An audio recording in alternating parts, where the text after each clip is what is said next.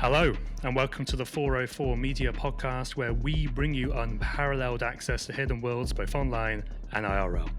404 Media is a journalist-founded company and needs your support. To subscribe, go to 404media.co. As well as bonus content every single week, subscribers also get access to additional episodes where we respond to their best comments. Gain access to that content at 404media.co.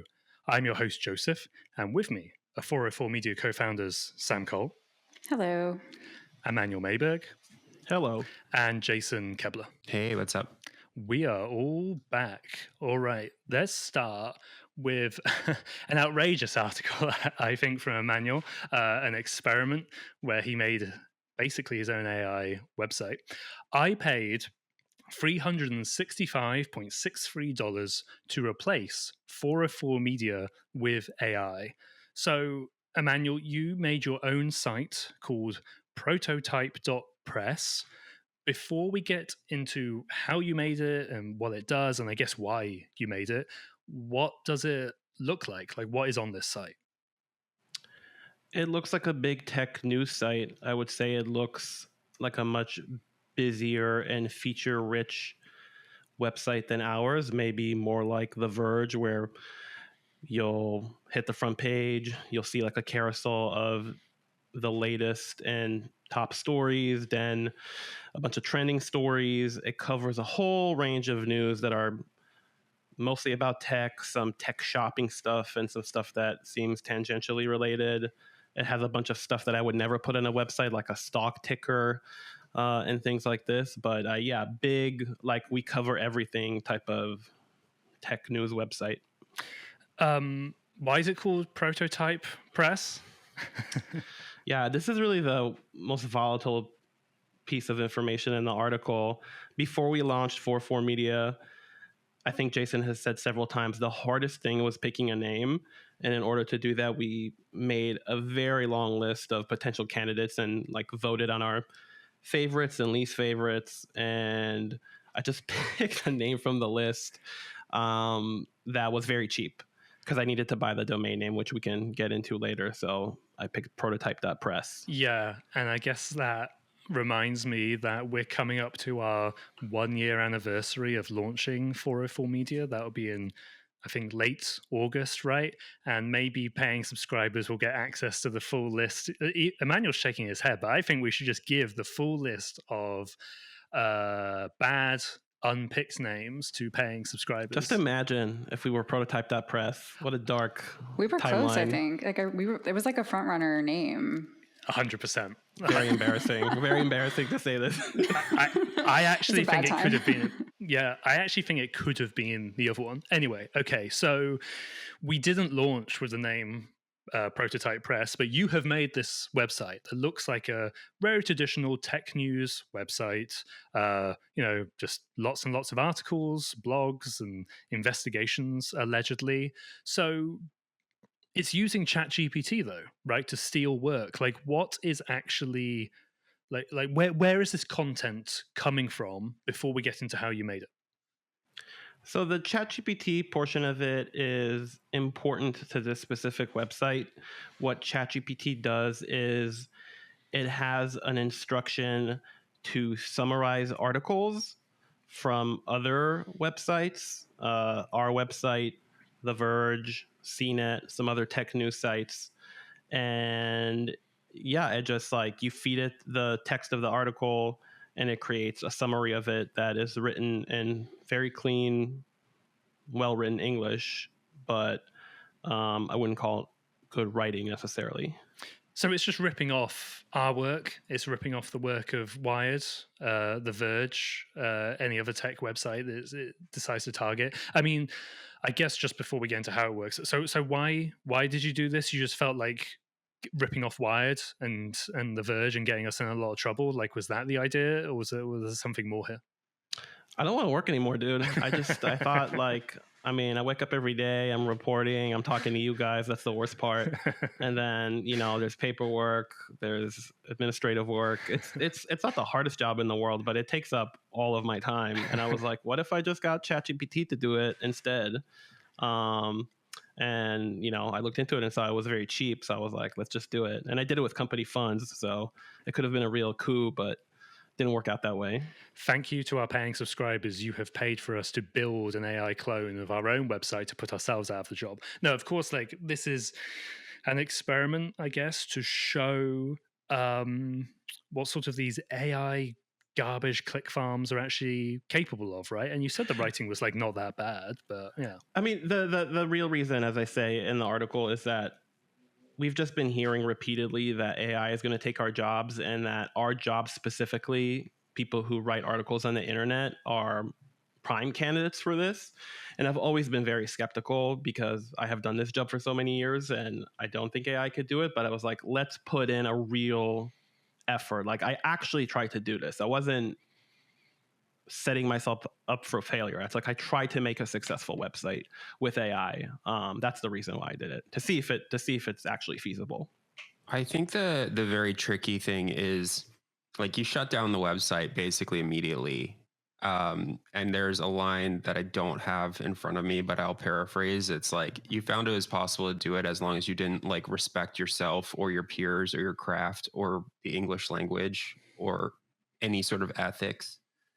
And it's like there are many, many, many types of these websites, which I'm sure we'll get into. But like nominally, you could have just like left this running forever, and passively, you probably would have collected income at some point. But because you have a heart, or perhaps because we said, don't get us in trouble. Legal issues. You shut it down like pretty quickly. Yeah, there was a moment when I was like, when the website was ready and I sent you guys a link and you had the same reaction I had, which is like, oh, this is pretty good. You know what I mean? Like, it looks like a real website, like a fully functioning website with a ton of stories. I think it's also important to emphasize this part. It's like, it's publishing 50 stories a day, and your reaction was immediately like, it's like, we should not have this available online, in case it starts getting traffic and making money, and I don't know, like a lawyer from CNET sees it or something and gets mad, or just like a colleague sees it and is like, what the fuck. So we took the site offline before the article was published. I feel like the OPSEC wasn't that good because on each article there was like a little email link to like email the author, but there was no author on the pages. It just had like either a staff byline or no byline at all. But if you hovered over the little email logo, it went to like Emmanuel@gmail.com. I wonder if someone else had set this site up, if we would have found it, like this would have been something that we would have discovered and then written about. But thank God we were the ones who was coming from inside the house. 404 Media secretly running plagiarism ring. I mean, that could have come up if someone had found the website. I mean, how long was it online, Emmanuel? Like 3 days, 4 days? No, the moment I saw you guys react to it, I took it offline. I was like, how to hide WordPress website. You know what I mean? Exactly. Because I didn't want, I mean, that was the correct reaction. I didn't want anyone to see it, because imagine a scenario where somebody finds out about the website before the article goes live and we don't have an explanation for why we did this. That would have been a bad look. Yes. And it was good is the problem. Like, if it was worse, if it was shitty, then it would have been funny, but it was like too good. It's like, oh my God. Can I ask a question, which is, you told it to steal our articles. Like, you said like, please rip off 404media.co, which the plugins that you used happily did, but it started taking articles from other websites as well. Did you tell it to do that, or was that like, did it just do it because it was looking for tech articles? So to get into how I did this a little bit, is there was a newsletter from NewsGuard, which is an organization that rates news sites on their credibility. And they pointed to this freelancer on Fiverr who they said was responsible for like 4 automated AI-powered news blogs. And I was like, okay, let me see what this is about. I go to Fiverr. I see that there's a ton of these freelancers. And that's kind of, we've been thinking about this idea for a while, but the fact that there is someone on Fiverr who will do it for this specific person, advertise their services for $100. Some people do it for as low as $30. That made it so easy that I was like, okay, let's just spend the money and see what happens. And I picked this freelancer that NewsGuard highlighted because I knew that they already made some real websites. It wasn't a scam. And I started a conversation with them. And, he needs some technical things from me, right? He's not going to pay for the domain name and the hosting. So I asked him if he recommends a service. He recommends this service called Hostinger. I hope I'm pronouncing that right. Like a hosting provider where you rent a server, that sort of thing. Yeah, so they do the website hosting, and a lot of services do this. If you buy the hosting from them, they'll throw in a cheap domain name for free, and they did that for Prototype.press. And you kind of hand this freelancer the keys to the website, and then they set up the template, they set up all the plugins. It's a WordPress website. It's very easy to plug in all these tools that go out, scrape the content, automatically post it, automatically put in the image, all that stuff. But part of the setup process, he was like, okay, well, what kind of website do you want? And I said, I want a technology news website. He said, no problem. And then he said, are there any websites that you would, want to emulate? And I said, 4 Media. And honestly, I was caught off guard. And I said, The Verge is a good website. Like, you know what I mean? Like, that's another good one, in my opinion, which is what I believe. And he was like, okay, cool. And when I finally, when the keys to the website were handed back to me, I could go in the back end and look into the plugin that does the automatic scraping and posting. And there's just a list of all the websites that it's doing it to. So we're there. The Verge is there, which are 2 websites that I named, and that makes sense. But then the freelancer also threw in Forbes' tech section, CNET, and Wired, and maybe a couple more. But I didn't name those at all. The freelancer did that on their own accord, to answer your question, Jason. Based on you saying, I think you said you wanted a hard news tech website. Hard news.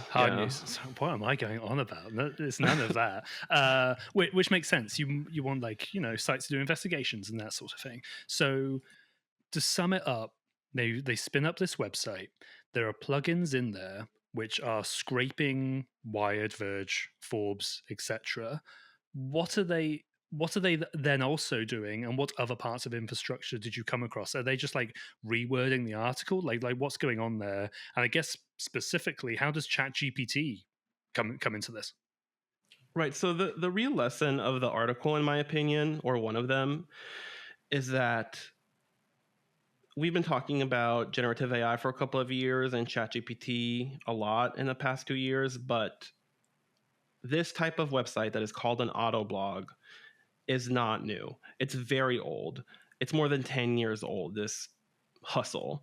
I was talking to an SEO expert for this article, a search engine optimization expert. That's what he does for a living. And he called them splogs, spam blogs, which is not a term I'm familiar with. But never heard that. Me neither. But that's what they were called back in the day. Right. And Jason mentioned this back when we published a piece on the website about why we're asking people for their emails. And he mentioned how WordPress has all these plugins called article spinners. And that's how people used to do things before AI. It's the same thing. So it's like WordPress is a giant publishing platform, millions of websites, I think. And they make it easy for people to make plugins, which are like little pieces of software that you can plug into your WordPress website for a specific function. So the article spinner, it does the same thing. You point it at a URL, you say, grab this article, and the spinner is basically just taking the text of the article and automatically using synonyms to slightly change it. And that is a pretty primitive version of what I did, which is it's the same plugin.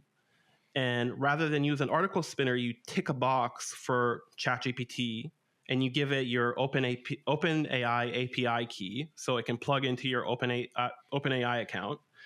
And rather than spinning the article, it just rewrites it. And I didn't see the specific instruction that the freelancer gave ChatGPT in order to do this, but based on the text of the articles, clearly it's summarized this article for me. So the articles are always shorter than the original piece, and there's a few sentences in them that like indicate that that is the instruction. It refers to the original author. It always has like a neat, high school essay type conclusion in there. They're just summaries. It's just like AI summaries that are made via ChatGPT, which is connected to WordPress via a plugin. And it would, in very typical ChatGPT style, it would almost sterilize it in a way where if it was a piece written by you on 404 Media, as I think the one you wrote about Google that the site ripped off and summarized, you're writing obviously in the first person, or maybe you'd write told 404 Media or something. This ChatGPT version, which is then published on like our fake sketchy website, it says the author did XYZ and all of that sort of thing. I mean, just to ask this again in a slightly different way, you said like the articles were like not bad, but I think like not great as well. Can you just elaborate on that a bit? Like, are they cogent? Are they passable? Do you think somebody could read it and go and understand what it was going on about, basically? Yeah. That's complicated because I think it depends. I think the way people read articles online varies a lot from person to person, but also, I mean, if you look at your own reading habits, there is you scanning the internet and clicking on a link and scanning an article to get just the highlights. And I think if you're reading an article like that, then this probably does the job. It is cogent and it does get, like, the summaries are not bad summaries. They get the important information in there. But I think the example that I thought was most troubling is last week I wrote a story about these AI video generators. And the article is very straightforward. It's like there's these new generators, people have access to them now, and people have found ways to bypass the protections on them to generate pornography. And I think the way that I write that article, I'm not saying like, hey, this is really bad. I'm just like highlighting something that is a problem now and is going to be a bigger problem given everything that I know about this specific AI generator and everything else we've reported up to this point. And in the summary, it introduces this final paragraph where it's something that you always see ChatGPT do, because the way OpenAI has decided to solve this problem is that like they try to be very even-handed, right? So there's this paragraph at the end of the article that is like, AI is a very useful technology with a lot of potential. There are some risks, and it remains to be seen like what happens with the technology, which is like not a sentiment that is in my article at all. It's just like this milquetoast bullshit thing that AI does. Or like if you're bullshitting like a high school essay, like I said, you would put at the end of it. It's like, I didn't put that in there. And it's like, I think it's kind of wrong. Yeah. Right. Because I'm like, this is bad now, and it's most certainly going to be bad later. And maybe AI has potential, maybe it doesn't, but it's like, that's not a thing I put in the article, that AI introduced that. Yeah. So there's that problem. And then there's also like, it's a summary, right? So I would like to think that our articles have nuance and insight that goes into the writing, which is stripped away when you pass it through the AI filter. I think it's like it's a little bit beside the point as to whether it's good or useful or not, because I mean, it's good to paint a picture for our audience about what it's creating, but like everything else, AI, it's not creating anything new. It's ripping off other people's stuff. And so at least like the thing that Emmanuel built will never report a story. It will never break news. It will never like do anything that does not already exist somewhere else. And the fear and bad part of this is like it was taking our stories within like minutes of us publishing them. And because it's publishing 50 articles a day, it very easily could outrank us in Google. And so it might have like utility, and I'm using air quotes, because it's essentially like summarizing all of the work of these human journalists. But the all it's doing is like crowding out their work and stealing it. And I just think that is like, that's why this is so scary, is that it's maybe it's not bad, like in that it's not like sowing disinformation, although there is some like wrong stuff in it, as Emmanuel pointed out, but it's not like designed to sow disinformation. It's just like designed to fill up the internet and to steal other people's stuff. Yeah, it's taking articles, summarizing them, hopefully getting a high rank on Google, and then running ads against them to make money, basically like a click farm, right? And yeah, go ahead. The reason that these auto blogs have existed so long before AI is that they're trying to win the game of Google search. And that is what the Autoblog was designed to do before AI, and that is what Prototype.press is trying to do. And I think long term, I am not worried about what that means for the safety of our jobs. And I think that long term also, this website can win for a bit and make quite a bit of money via ads because it's spamming all these blogs. Google doesn't catch it as like inauthentic content. It will get a ton of clicks. Those clicks are converted to ad impressions, which are converted to dollars. And you can make real money doing this, but eventually Google is going to figure it out and downrank it. And when that happens, it's like 404 Media wins, Prototype.press loses. But like, if you zoom out, because you can make money doing that, it creates incentives to push garbage into the internet. And like maybe in a way that has already happened because of autoblogs existing for so long. And it's like maybe the scenario now is that you search the internet and 90% of it is crap and 10% of it is like high quality content. And you're looking for that 10%. But AI supercharging all of this, I think, can lead to a scenario where we still win, but it's 99% garbage and we're the 1% making authentic content. So it's definitely, even it's like it doesn't destroy our company specifically, and Prototype.press eventually gets caught and is killed by Google, it creates really bad incentives. Yeah. I actually think that's a great place to leave it, put better than I could. So we'll drop that story there. And then when we come back after the break, we're going to play some music and you're all going to guess what song it is, or maybe it's supposed to be. We'll be right back after this.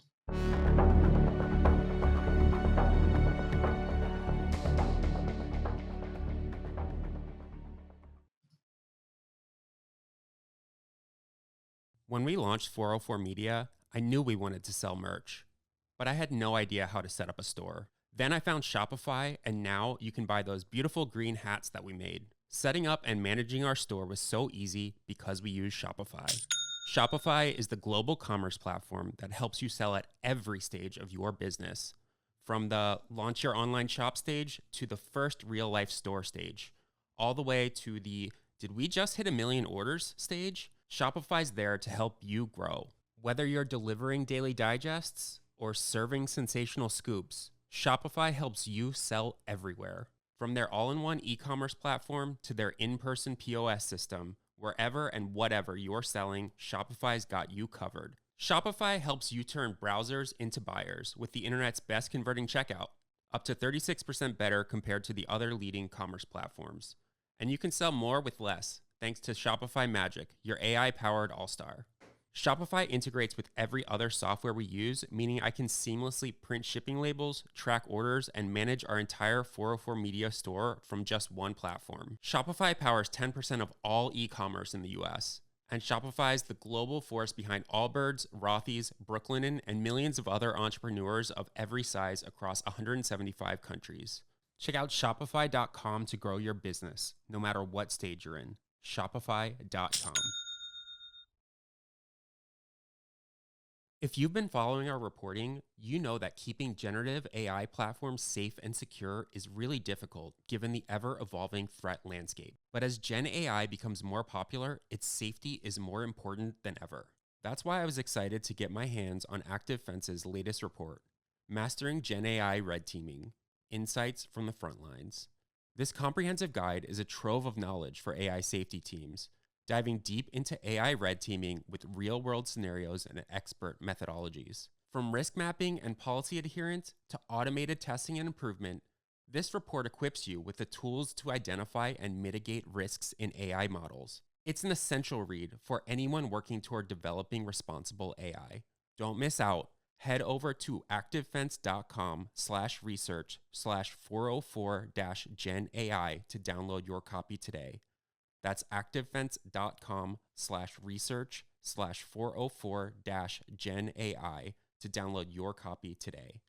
Stay ahead of the curve with ActiveFence's expert insights. And while you're at it, explore more of their cutting-edge research at activefence.com/research.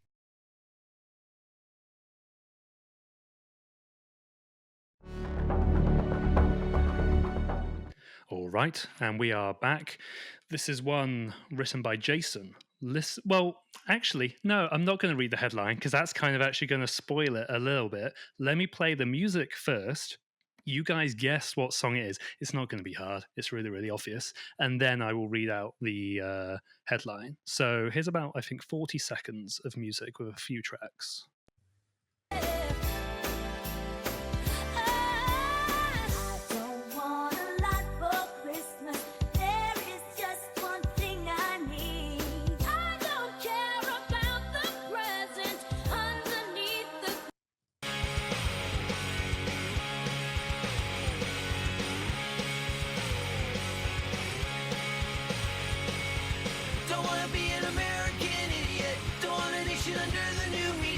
And can you hear the sound of hysteria? The subliminal mind fuck America. The way the sunlight plays upon her hair, I hear the sound of a gentle word on the wind that lifts her perfume through the air. So that Make it stop. Make it stop. Yeah, so that's why I cut it for just 45 seconds because it grates on your soul a little bit. Obviously, that was a really good cover band that has a lot of different songs in their repertoire, right, Jason? It was. So that was a mix of both Suno and Udio, which are two AI music generators. And both of these are like wildly popular. We haven't really written about them, I don't think, because we just got busy, but both of them have had sort of like their moment in the sun over the last few months where they've gotten really popular. And to be totally honest, it's like friends I have like made joke songs. Like I've seen a bunch of viral fake songs that have been made on Twitter. Like it seems most people are using them for like memeing and joke and shit posting purposes, but I've seen a bit of both. I've seen I know people who are definitely making joke songs, and I've seen people who are taking it pretty seriously. But yeah, people are using these services. Yeah, I believe I don't have the numbers in front of me, but both of them are worth hundreds of millions of dollars. Like A16Z, Andreessen Horowitz's venture capital firm, has like investment in some of them. Like it's big. And yesterday, so I guess Monday, the record label sued them essentially. So it wasn't the RIAA exactly, which is the Recording Industry Association of America, and is famous for doing all the like Napster lawsuits and just like being very evil is like what they're most famous for. Like stamping out piracy, suing like 3-year-olds for pirating music, things like that. It wasn't them, but it was all of their members. So it was like Sony, Universal Music Group, Atlantic Records, sort of like all together sued both Udio and Suno, one in New York federal court and the other in Massachusetts federal court. And this is pretty big news. I think that this is like very important. I think it's pretty complicated. But basically what you're hearing there was a cover, of course, of Mariah Carey's All I Want for Christmas Is You and Green Day's American Idiot. And these were actually part of the lawsuit. So I thought it was pretty diabolical and also quite smart that the record labels did like targeted generation of songs and tried to directly replicate songs that they hold the copyright to prove that those songs were in its training data. Yeah, like I guess it's not even a cover. It's just like a straight up rip-off. It's like very similar to if you went to an AI service and you're like, hey, give me a copy of this specific news article, which of course some people have done, right? It's basically that, but the music equivalent, where the AI service, I guess, in its brain, for lack of a better word, thinks it's generating something new. It's actually being tricked into just revealing that, oh, you have Mariah Carey's All I Want for Christmas Is You sat somewhere in your training set, which obviously the record labels are not going to appreciate. I guess before we get more into the sort of lawsuit, what do we know about what Udio and Suno do exactly? Are they just like scraping music and like training itself off that? Like, what are they doing? Well, so like any other, generative AI, they have a training set and they have trained their models on something. And both Udio and Suno have just been like, yeah, we have training data, but they haven't said like what they have trained on. And before this lawsuit was filed, the record labels hit them up and they're like, guys, like you trained on our music, like you trained on copyrighted music, like surely you didn't make this these AI music generators using only public domain things, using only things that you had the explicit rights to. Like Udio and Suno haven't been going around buying up rights to train on Green Day's back catalog. It's like that would have been reported in the news. It wasn't. And so they've been scraping something, and like everyone assumed that they were scraping copyrighted music, but they have just, when asked, they've been like, yeah, we're like training on songs, but they won't say what songs, they won't say what libraries. I believe that one of the two companies said that they believe that what they're doing is fair use, which is something that I guess we'll talk about in a minute, and kind of like left it at that. And then this lawsuit comes along and the record labels are like formally accusing them of training their models on copyrighted songs. I mean, as everyone heard when I played the music, it's blatant. Like I was shocked. Like you wrote the article and I was like, oh, okay, I'll listen to that in a bit. And then I go and you actually embedded the tracks themselves. That's where some of the audio came from. And I was blown away. Like, oh, that's just Mariah Carey's song. You've just completely lifted it and then reproduced it. It's crazy how blatant it is. What is the record label's argument? Is it like pretty straightforward? Like, you stole our music, dude. Like, is it literally that, or is there a little bit more to it? Or it is that. It's like you I mean, stole our it's that music, dude. straightforward. Like straight up, it's like you stole our music, dude. And it's like I think it actually is quite an interesting case and sort of complicated for reasons that we'll talk about in a second. But I think that this is obviously like talking about these two specific services, but I think that this is like Goliath versus Goliath situation, and it's like you kind of have to hand it to ISIS situation where it's like the RIAA has been doing like pretty frivolous. Like the RIAA knows how to sue people. The record industry knows how to sue people, and the other major like generative AI lawsuits happening right now is like New York Times versus OpenAI, and the New York Times is I think it's the largest journalism company in the United States. It's a publicly traded company. It's worth billions of dollars. It's massive. OpenAI is like bigger than them. Even though it's newer, it's like it's got Microsoft funding. It's got, it's worth like hundreds of billions of dollars at this point. And the New York Times is not worth hundreds of billions of dollars. I think that the New York Times has enough money to fight that lawsuit in a way that, they have like a fighting shot of winning and sort of figuring out like how that, like setting some sort of precedent in that space.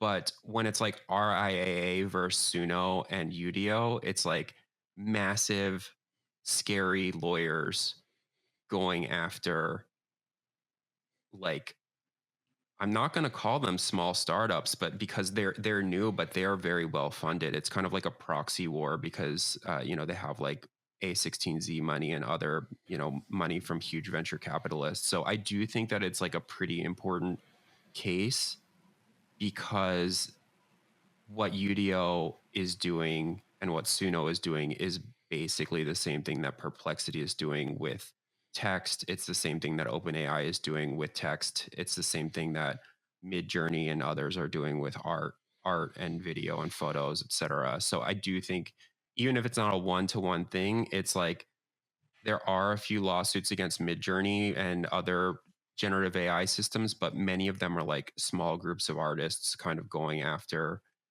what now are very large, well-lawyered companies. And the RIAA case, this case is like massive companies that are good at suing people, suing the generative AI industry. And it's not just that they're good at suing people. They're good at suing about this specific issue about copyright. Like, I think the record labels have been to the Supreme Court about songs that sound like other songs. They're like, we know you produced it yourself, but we think it sounds like our song, and they have won.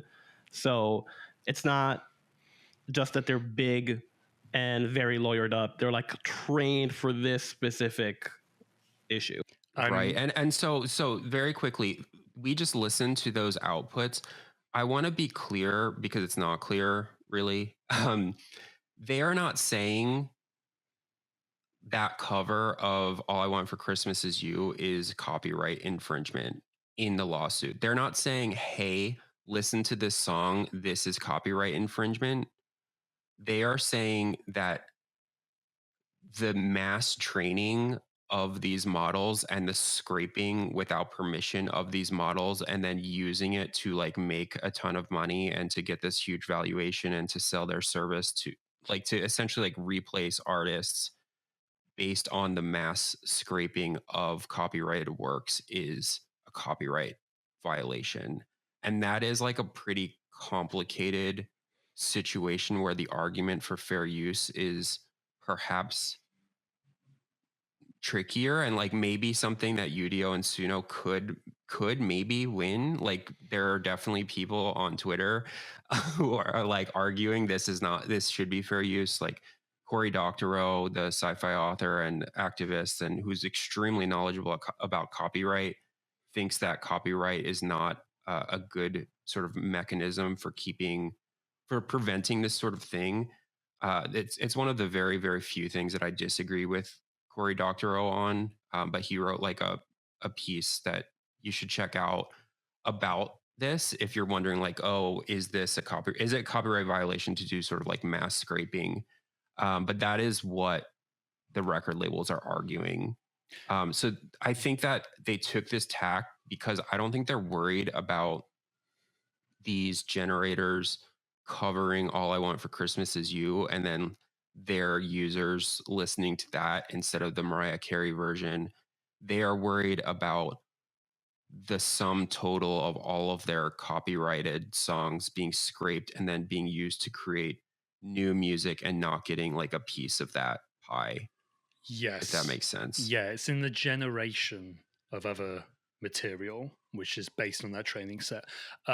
Just before we started recording, you flagged a comment that was left on the article by one of our paid subscribers. If you're a paying subscriber, you can leave a comment on our website and then maybe we read it out and we riff off it both now and in our subscribers only podcast.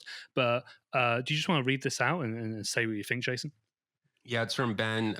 The comment is, I'm not clear on how training an AI on copyrighted material is itself a violation of copyright law.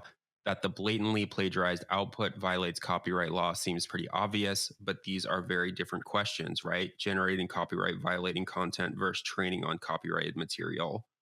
And then he goes on and there's some other, it's a long comment. It's a good comment. You should check it out. But he basically says, like, I suspect existing law isn't up for this and that will need legislation. Never thought I'd end up rooting for the corporate IP Leviathan, but it looks like they're our best hope.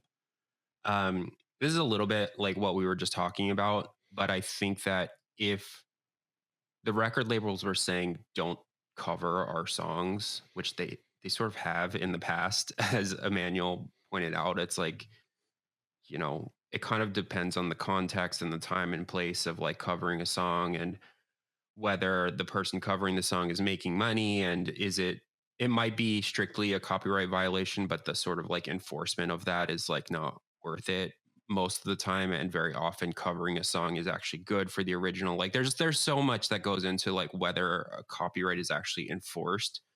But I think in this case it's like I don't think that they want to be like, yeah, don't generate, you know, American Idiot. They want, do not create new Green Day songs that did not previously exist. Don't take Billy Joe Armstrong's voice and put it over other stuff. And I think that's what they're going for. And I think that the record labels are going to win because they are so good at this. Like, I just think I have this sense that they are going to be able to make an argument that they'll either win or they'll like settle, and UDO is going to have to like pay them a bunch of money for their back catalog, plus probably some sort of like ongoing payments. That's how some of these like piracy and copyright lawsuits have worked out in the past. But yeah, I don't know. I do think it's a super important case, which is why we covered this first complaint. I don't know what's going to happen next, but I do want to stress again, it was pretty genius what the record labels did. It's like they went into these services and then they typed highly specific things and then tried to get them to output the song. So it's like Time of Your Life, like Good Riddance by Green Day. They typed a reproduction of a nostalgic acoustic ballad by a pop punk band famous in the 1990s whose name rhymes with Mean May. That's so and good. Whose lead singer has a name that rhymes with Millie Mo Marmstrong, with the singer's sense of manic urgency. And like the song that it generated was very close to, you know, Good Riddance. I'm just imagining somebody drunk at like a wedding running up to the DJ and making that exact request in all that convoluted way. So, oh, you want me to play American Idiot or whatever? Okay. Yeah, I mean, it's smart, and it's kind of like what we do when we're trying to stress test like an AI. Emmanuel's very used to doing this sort of thing to generate like images of celebrities. It's how these systems are kind of like broken, right? Yeah. It's just we have different goals. Obviously, we are not suing the AI companies. We are just trying to get information and publish it and maybe make an impact. So the songs are still up on these services, is what I'm saying. Like you can go to our website, you can read the documents which we've uploaded, and the links to UDO and to Suno are on there that the record labels generated. And so I'm imagining like either a lawyer, a paralegal, an intern, someone just like obsessively typing in all of these prompts, and that's it. That's the song. Like it stole it. So if you want to see more about this, you can check that out on our website. Yeah, that's great. I mean, maybe we're going to see more. Maybe they'll introduce more filings with more AI generated rip-off tracks. All right, we will leave that there. If you're listening to the free version of the podcast, I will now play us out. But if you are a paying subscriber, we're going to talk about how a bunch of AI chatbots have subtly changed their personality overnight, much to the dismay of their users and or customers, I guess you could say. You can subscribe and gain access to that content at 404media.co. As a reminder, 404 Media is journalist founded and supported by subscribers. If you wish to subscribe to 404 Media and directly support our work, please go to 404media.co. You'll get unlimited access to our articles and an ad-free version of this podcast. You'll also get to listen to the subscribers only section where we talk about a bonus story each week. Another way to support us is by leaving a 5-star rating and a review for the podcast. That stuff really helps us out. This has been 404 Media. We will see you again next week.